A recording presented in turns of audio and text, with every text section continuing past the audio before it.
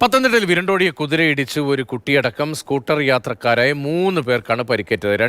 രണ്ടേകാലോടെ പത്തനംതിട്ട അഴൂർ ജംഗ്ഷനിലായിരുന്നു കുതിര വിരണ്ടോടിയത്. കുതിരയ്ക്കും പരിക്കുണ്ട്.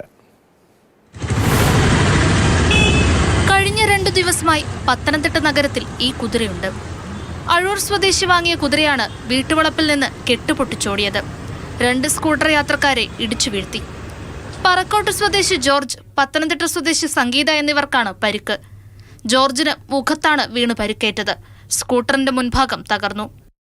ഒരു ഓടി വന്ന് വണ്ടിയിൽ നേരെ കൊണ്ട് വന്നപ്പോഴത്തേക്ക് വണ്ടി ഇടിച്ച് തെറിപ്പിച്ച് എൻ്റെ ഓപ്പോസിറ്റ് ചേച്ചി അപ്പുറത്ത് വരുന്നുണ്ടായിരുന്നു. ചേച്ചി ഇടിച്ച് തെറിപ്പിച്ച് ഓടിപ്പോയത്.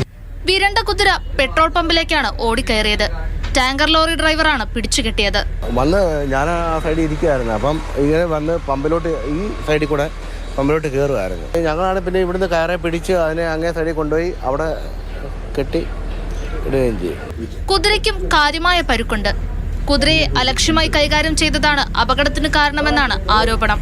പത്തനംതിട്ടയിലെ മെഡിക്കൽ സ്റ്റോർ ഉടമ സലീമിന്റേതാണ് കുതിര. അപകടം സംബന്ധിച്ച് പരാതികൾ ലഭിച്ചിട്ടില്ലെന്ന് പോലീസ് വിശദീകരിച്ചു. മാതൃഭൂമി ന്യൂസ്, പത്തനംതിട്ട.